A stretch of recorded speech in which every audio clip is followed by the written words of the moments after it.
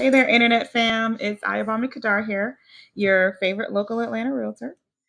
Today, I want to talk to you about how to quickly assess your investment. If you're looking for rental properties that generate positive cash flow, this is just a must know rule, and it's a very simple tool. This is one of the many factors to consider when you're running the numbers. You can use the cap rate, rent multiplier, or 1% rule. Today, we're just going to discuss the 1% rule in this investor series video. So let's break it down. Okay.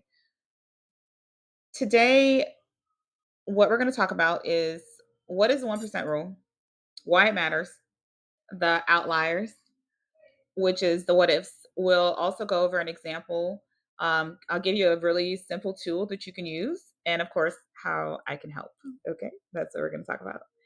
The 1% rule, in a nutshell, is just that the rent should be 1% of the purchase price. Right? It sounds so simply easy. Love it.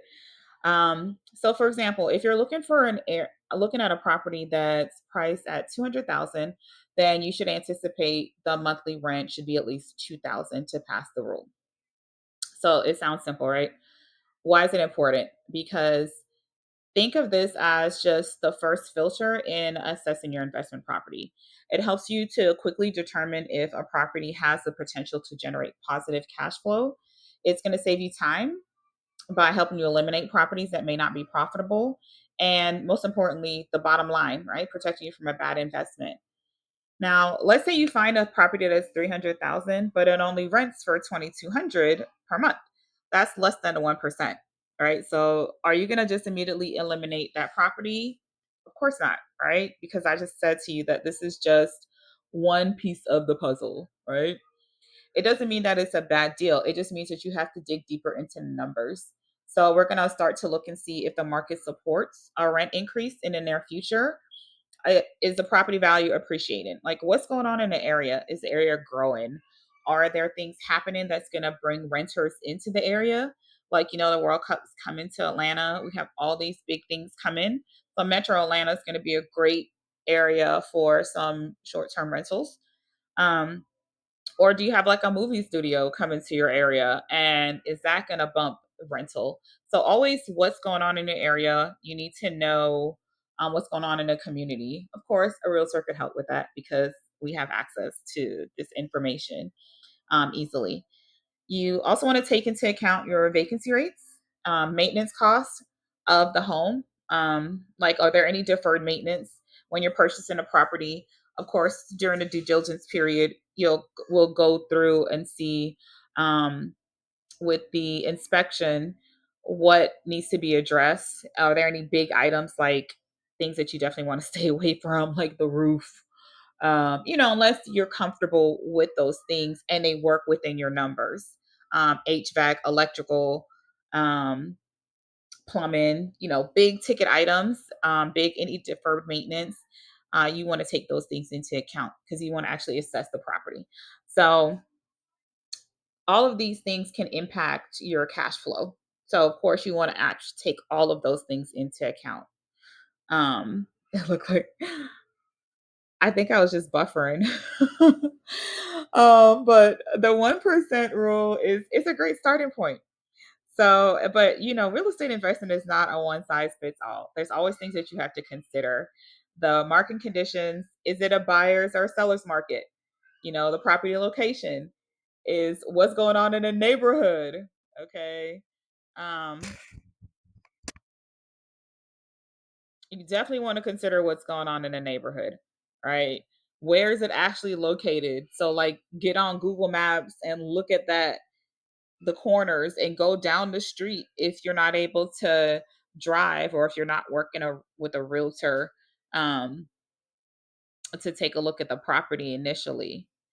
So, these are things that you want to consider, as well as the rental comps. What are similar properties renting for in the area, right? On the next slide, I'm actually going to show you a free tool that you can use.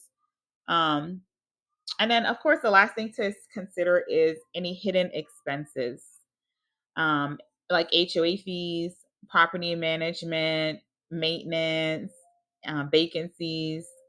That's where your realtor comes in because they can easily provide this information for you. So this right here is the tool that I was referencing. Good old Zillow, guys. Zillow actually has a rental manager on there. So when you go onto their website, go to the homepage, and you know the little three things on the side. Go to the home, and you go to manage my rentals, and you can go in there and type in a property address and see what the Zestimate is for it.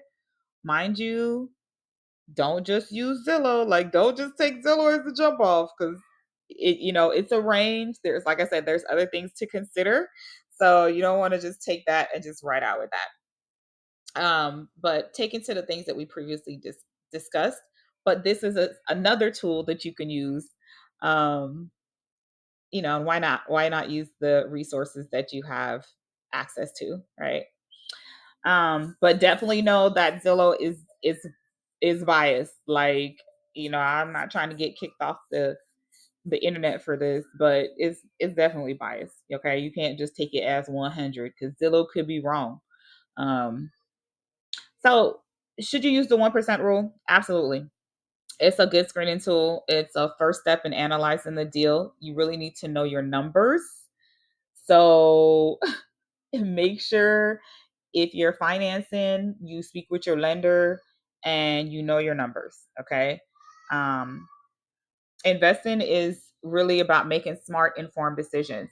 Because sometimes, it's a long term play, especially if you're doing buy and hold.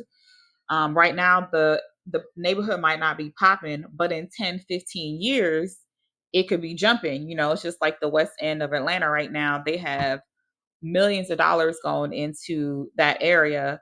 So that's a long term play. If you get a property now, it might be kind of rough, you know. But as time goes on, the property value is gonna go up. So you just have to take those things into account. You have to make smart, informed decisions to reach your goals, right? Well, hold on, let me go back. I sat on this page for a long time, so you guys can make sure that we can link.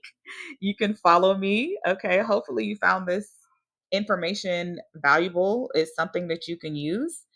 If so, hit the like button, subscribe. Okay. And if you're ready to invest and you're trying to figure this out and you don't want to do it alone, then you need to hit me up. Okay.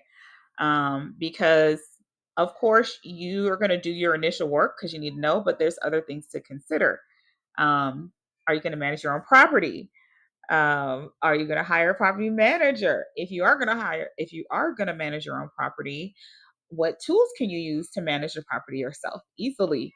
Um, so those are things that I can help with, as well as the other list of things.